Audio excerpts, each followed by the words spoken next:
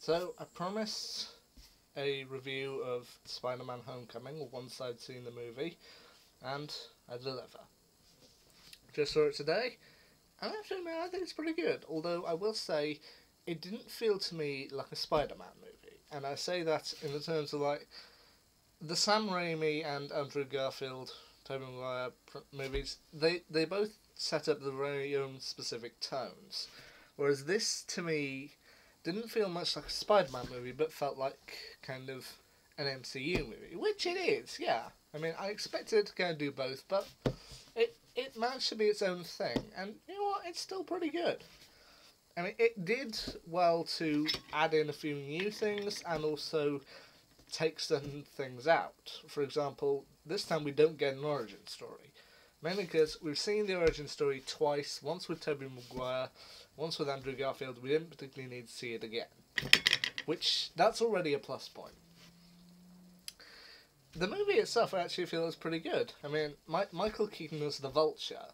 That guy, he can do sinister very well. One of the points that I feel I've grown to like in kind of superhero movies is when the hero's secret identity and the villain secret identity, when they have a talk, like during one moment in the film where just they both sit down and talk to each other with the villain being threatening. I mean, they did it in Iron Man. They did it in Captain America 2 between Cap and oh god, what was his name now? Between Cap and Alexander Pierce. So I've grown to like those kind of scenes where the villain and the hero kind of have a talk with the villain acting quite threatening. I mean, this time it's done with Michael Keaton when he's dropping Peter and Liz off at the homecoming dance. So he just tells them like, "Don't mess with me. I'll kill you and everybody you love." I mean, that to me was a great scene. In terms of the rest of the movie, from the trailers, it wasn't exactly what I was expecting, because from the looks of the trailers, I thought the big final battle would be, I mean, yeah, Spider-Man and the Vulture would have to face off, but I thought maybe Iron Man might kind of come in. But that's not actually what kind of it's about at all. I mean, most of the film is kind of Peter trying to gain kind of the approval of both Happy Hogan and Tony Stark, and kind of failing miserably. I mean, the scene in the movie after when the Vulture and co terrorise the boat, and kind of Tony scolds Peter. I mean, yeah, it's a bit brutal, but to be honest, I think Peter needed it. I feel he was becoming a little bit overconfident, and kind of that scene to me was kind of like a wake-up call, just to say, what if someone had died? What if you didn't have that under control? Yeah. I mean, we got to see something that I think fans had been wanting to see in Civil War, but we didn't get, which was the Iron Spider suit right at the very end. Which, yeah, I mean, it's a nice little nod. I mean, we probably won't ever see Peter get to wear it, but yeah, nice little nod. I mean, I feel the mid-credits scene kind of sets up.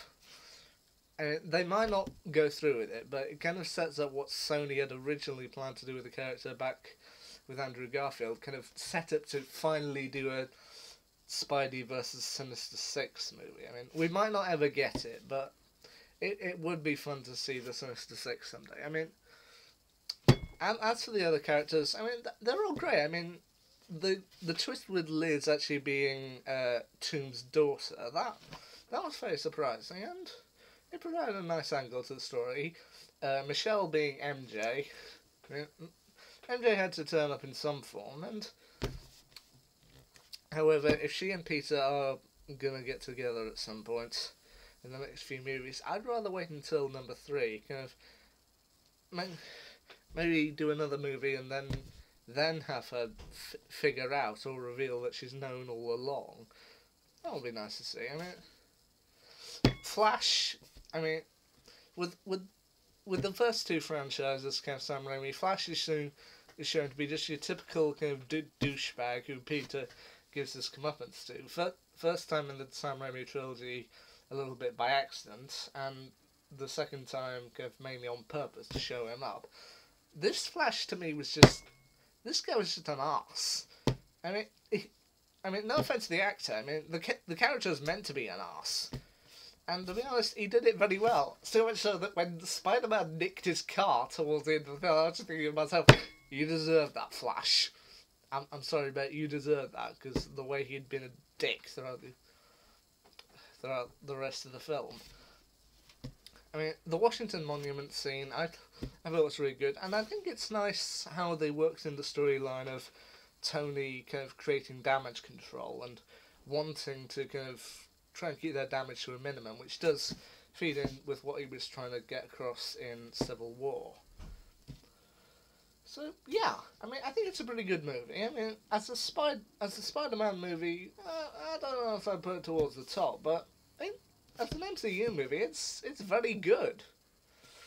And it would be nice to see kind of Peter Parker develop over the next two movies, going through high school in the next few years. I mean, we're not going to get another solo Spider-Man movie until after Infinity War, not until Phase 4 comes into effect. But yeah, I look forward to seeing more of Tom Holland's character in the future. Anyway, the next one on the MCU roster is Thor Ragnarok. A movie that I wasn't going to see originally, but from the trailers it does actually look like it might be very good. We'll have to wait and see. Anyway, see ya.